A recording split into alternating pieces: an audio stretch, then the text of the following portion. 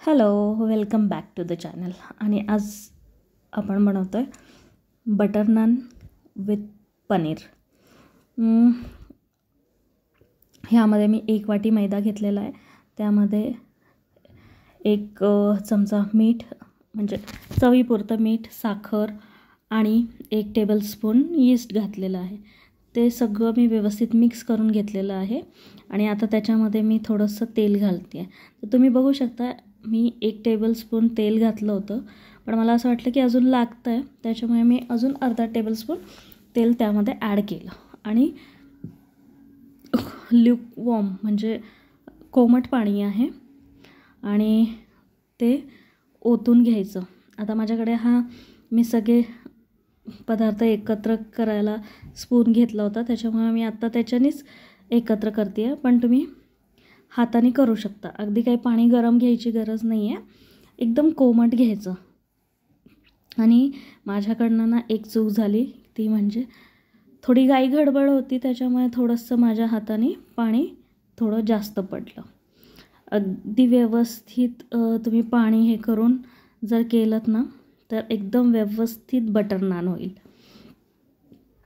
आता तुम्ही बघू शकाल की थोडंसं माझ्या हाताने पाणी जास्त पडलेलं आहे. त्याच्यामध्ये मी नंतर थोडासा मैदा मिक्स करून नान बनवले होते. आणि आता असं मळून झालं की आपण काय करायचं, व्यवस्थित छान, तुम्हाला हाताला ईस्टमुळे खूप छान जाणवतं बघा, ते एकदम भुसभुशीत जाणवतं. मी हे जे एक्स्ट्राचं पाणी टाकलं ना, ते टाकायला नव्हतं पाहिजे. आता हे असं झालं की ना, ह्याला मस्त व्यवस्थित तेल लावून ठेवायचं वरनं आणि 2-3 तास झाकण ठेवून त्याला व्यवस्थित फर्मेंट होऊ द्यायचं, म्हणजे आपला बटर नान अगदी छान बनतो. आता तुम्ही बघितलं असेल, तुम्हाला त्या पिठाचं टेक्स्चरही समजत असेल की थोडंसं असं भुसभुशीत असतं. आणि हे मी वरनं तेल टाकलं आहे आणि आता त्याला थोडंसं तेलाचा हात लावून मळते आहे मी. आणि तुम्हाला दाखवते ते की किती सॉफ्ट झालं होतं. थोडंसं पाणी माझ्याच्याने एक्स्ट्रा पडलं, पण बाकी ओव्हरऑल ठीक होतं. मी पण पहिल्यांदाच बनवत होते ॲक्च्युली, त्याच्यामुळे माझा थोडासा अंदाज चुकला. बट ठीक आहे, आपण चुका करतच शिकत असतो. असं काही पहिल्यांदाच केलं आहे आणि परफेक्ट होईल असं गरजेचं नसतं. काही लोकांचं होत पण असेल म्हणा, पण ठीक आहे, थोडंसं माझं पाण्याचं प्रमाण चुकलं. आणि आता हे मी झाकून ठेवते आहे. आणि माझ्याकडे रेडीमेड मसाला होता. मी सिरियसली सांगते, तुमच्याकडे कोणी येणार असेल किंवा तुम्ही वर्किंग आहात तर ना, कायम मसाला आपल्या घरात असावा, जेणेकरून ना तुमचा खूप वेळ वाचतो आणि स्वयंपाक पटापट होतो. सो मी काल भजी बनवली होती, त्याचं तेल मी काढून ठेवलं होतं आणि तेच मी आता भाजीसाठी यूज करते आहे. सो मी तेल टाकलेलं आहे कढईत गरम व्हायला. आणि जसं की मी तुम्हाला सांगत होते, मी कायम ना काही गोष्टी प्लॅन करते की मला आज हे बनवायचं आहे, मला उद्या ते बनवायचं आहे. त्याप्रमाणे माझं चाललेलं असतं, कारण की थोडीशी तारेवरची कसरत असते. सकाळी पण अगदी टिफिन असतो, त्याच्यामुळे व्यवस्थित स्वयंपाक करावा लागतो. संध्याकाळी पण कधी कधी असं होतं की बऱ्याच वेळेला आपल्याला तेच खाऊन खूप कंटाळा येऊन जातो. त्याच्यामुळे असं काहीतरी वेगळं करावं लागतं. जर वीकडेजला नाही जमलं तर विकेंडला तर नक्कीच. सो कायम माझ्याकडे ना मसाला बनवून ठेवलेलाच असतो फ्रीजमध्ये. अद्रक लसूणची पेस्ट असते, मसाला असतो, जेणेकरून आपलं काम थोडं फटाफट आणि आपला वेळ वाचेल आणि जेवण पण पटकन तयार होईल. सो तुम्ही बघू शकता, मी कढईत तेल टाकलेलं आहे आणि आता ते व्यवस्थित गरम होतं आहे. आणि ह्या वेळेला मला एक कॉल आला होता, त्याच्यामुळे ते थोडंसं जास्त वेळ गरम होताना दिसतं आहे तुम्हाला तेल. पण पण 1-2च मिनटं नव्हते मी. आणि मी परत आले आणि त्याच्यानंतर थोडासा जो मसाला मी बाहेर काढून ठेवला होता तो मी टाकला आहे. आणि संध्याकाळसाठी भाजी हवी होती त्यामुळे त्या बेताने मी मसाला घातलेला आहे त्याच्यामध्ये. आणि मसाला नेहमी मी ठेवताना त्याच्यामध्ये म्हणजे मी फ्राय करूनच मसाला ठेवते. त्याच्यामध्ये हळद, तिखट, मीठ सगळं असतं, त्याच्यामुळे तो काही लवकर खराब होत नाही. तसा थोडासा टाकला तरी माझं काम होऊन जातं. त्याच्यामध्ये सगळं असतंच, त्याच्यामुळे काही मला एक्स्ट्रा घालायची गरज पडत नाही. आता हा कसा परतलेला आहे, म्हणजे सगळंच त्याच्यात रेडीमेड मसाला आहे, परतून ठेवलेला आहे. त्याच्यामध्ये थोडं तेलाचं प्रमाणही असतं परतलेल्यामुळं. त्याच्यामुळे हे कसं आहे, तुम्हाला एक्स्ट्रा काहीच करायची गरज नाही. फक्त वरनं कोथिंबीर टाकायची आणि यू आर डन की झालं. आता तुम्ही बघू शकता माझा मसाला व्यवस्थित परतला गेला आहे.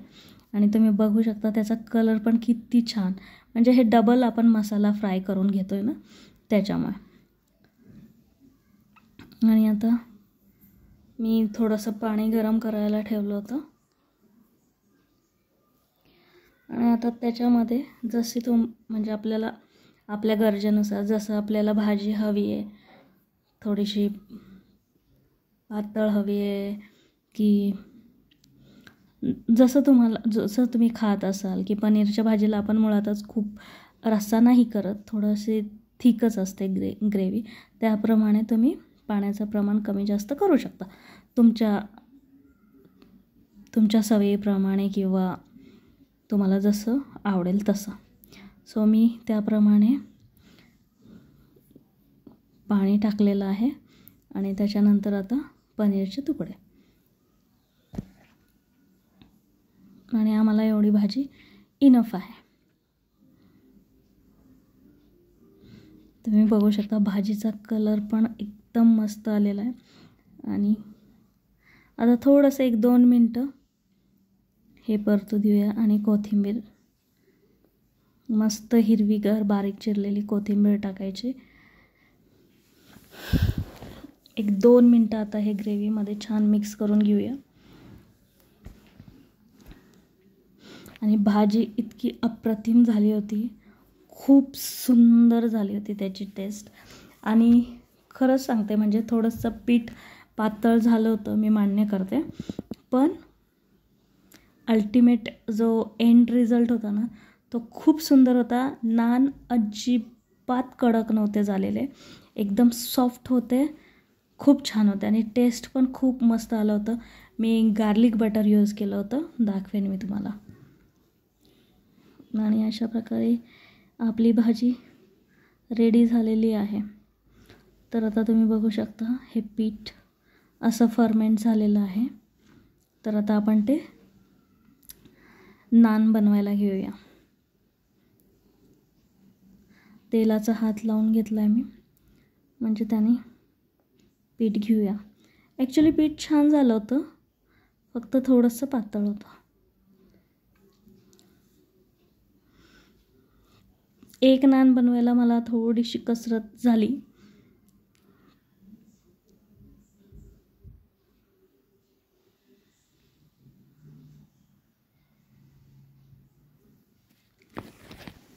एकदम हलक्या हलक्या हाताने मला ते हे करावं लागलं.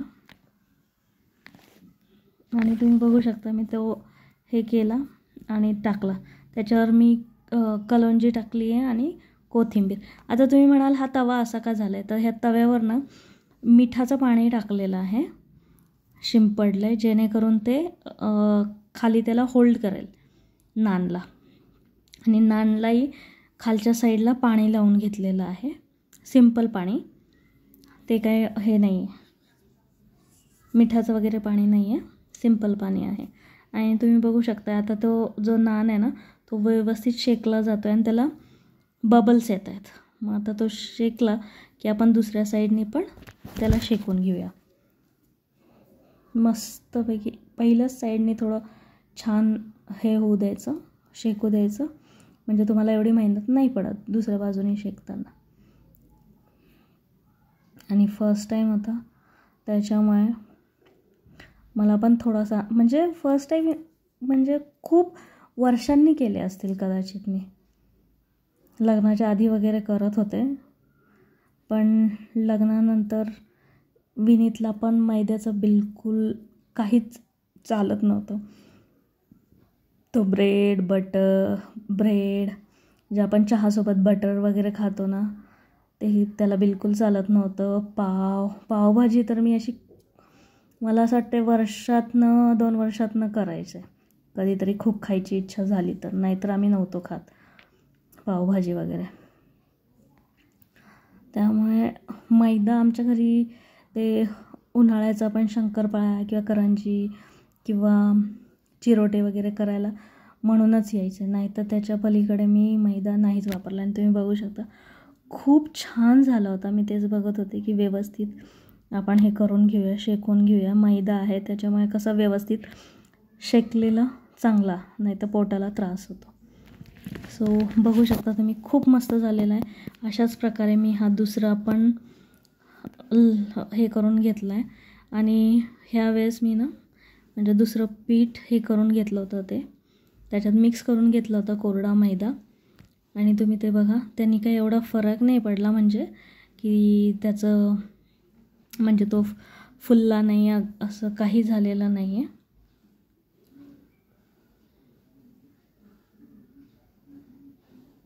मस्त झाला होता. आता हे मी परत तव्यावर पाणी टाकलेलं आहे.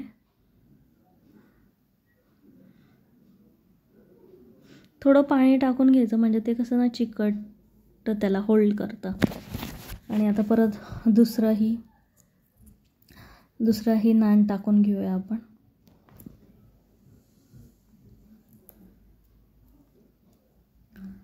आणि खरंच म्हणजे इतकं छान झालं होतं ना, हॉटेलपेक्षा खूप छान झालं होतं. तुम्ही रेसिपी नक्की ट्राय करा, एकदा घरी ट्राय करा, तुम्हाला खूप आवडेल. आणि जसं की तुम्ही बघताय तवा गरम झालेला आहे. सो आता आपण दुसरा टाकून घेऊया.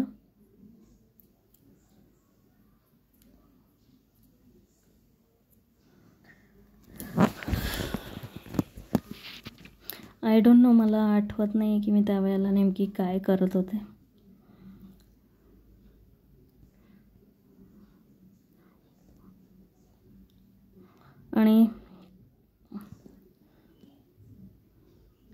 आणि तुम्हाला कुठला नान आवडतो ते मला नक्की सांगा. बटर नान की प्लेन नान. हे बघा, त्याला पाणी लावून घेतलं होतं मी. मस्त होतो हा पण. त्याला बबल्स आले की त्याच्यानंतरच दुसऱ्या साईडला तुम्ही त्याला शेकायचं.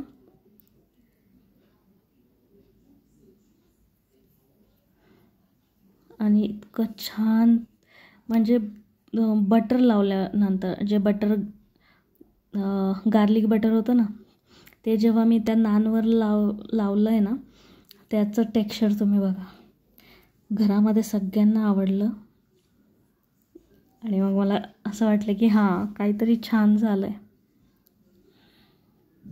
नक्की एकदा ट्राय करून बघा.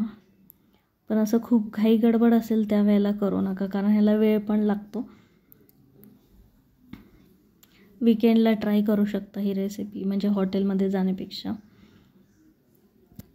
आपल्याला तेवढं कौतुक पण वाटतं की आपण केलं आहे. घरच्यांनाही आवडतं आणि आपल्याला. हे बघा, माझं हे एका साईडने सुटलं होतं. मग मी त्याला खाली उतरवलं. एका साईडने पुन्हा पाणी लावायचा प्रयत्न केला, म्हणजे मला असं वाटत होतं की ते होल्ड करेल. थोडंसं ट्रायल आणि एरर झालं. खूप वर्षांनी मी रेसिपी ट्राय केली त्याच्यामुळे, पण अल्टिमेटली झालं ते. हे बघा, पाणी लावलं मी परत एकदा आणि ते छान खरपूस भाजून घेतलं. खूप छान आता तुम्हाला दाखवेल मी. असे 6 नान बनवले होते मी. तुम्हाला नंतर माझी प्लेट दाखवेनच.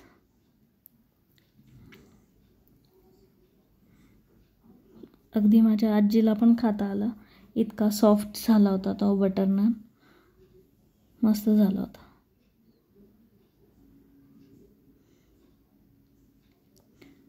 फक्त कुठे कच्चा राहायला नको म्हणून मी आपलं व्यवस्थित बघून शेकून घेत होते, की इकडे राहिला तर नाही ना, तिकडे राहिला तर नाही ना, असं करून सगळीकडे व्यवस्थित शेकून घेत होते. आणि तुम्ही बघा व्यवस्थित शेकला गेला आहे. आणि तो ना मला असं वाटत होतं की शेकल्यानंतर थोडा फुगल्यासारखं पण वाटत होता मला. हे बघा.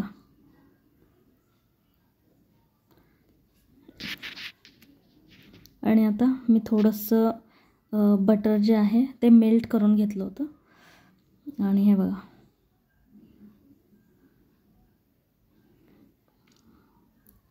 मग मस्तपैकी मी गार्लिक बटर लावून घेतलं.